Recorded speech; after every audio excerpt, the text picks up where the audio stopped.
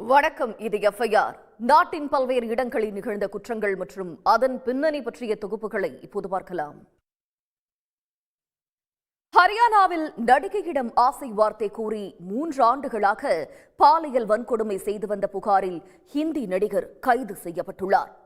Cinema வாய்ப்பு தருவதாக கூறி அத்துமீறலில் ஈடுபட்டு தலைமறைவானவர் சிக்கியது எப்படி? மயிலாடுதுறை அருகே பைக் மெக்கானிக் ஓட வெட்டிக் கொல்லப்பட்டுள்ளார். 10 வருட காதலை கைவிட மறுத்ததால் காதலியின் தாய் கொன்றுவிட்டதாக எழுந்திருக்கும் குற்றச்சாட்டின் பின்னணி என்ன? தூத்துக்குடியில் வீடு புகுந்து இளம்பெண் கொடூரமாக வெட்டி கொல்லப்பட்டிருக்கிறார். தந்தையுடன் நெருங்கி பழகியதை கண்டித்தும் கேட்காததால் மகன் நண்பனோடு சேர்ந்து வெறியாட்டமாடியதன் பின்னணி என்ன? எஃப்ஐஆரில் தொடர்வது சிறிய இடைவேளை.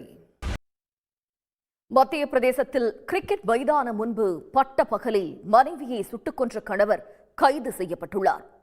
காதலனுடன் பிறந்தநாள் கொண்டாடிய வீடியோவை சமூக வலைதளத்தில் பதிவிட்டதால் உயிர் பறிபோனதன் பின்னணி என்ன? தஞ்சாவூர் மாவட்டத்தைச் சேர்ந்தவர்கள் திருப்பதியில் சடலமாக மீட்கப்பட்ட வழக்கில் திடுக்கிடும் திடுப்பம் ஏற்பட்டிருக்கிறது. வாயில் துணி மற்றும் கையுறையை திணித்து கொன்றுவிட்டு தற்கொலை போல சித்தரித்தது யார்? எஃப்ஐஆரில் தொடர்வது சிறிய இடைவேளை. பிரபல கன்னட நடிகர் உபேந்திராவும் அவருடைய மனைவி பிரியங்காவும் சைபர் கிரைம் மோசடி வலையில் சிக்கியுள்ளனர். எச்சரிக்கை வீடியோ சொல்வதென்ன?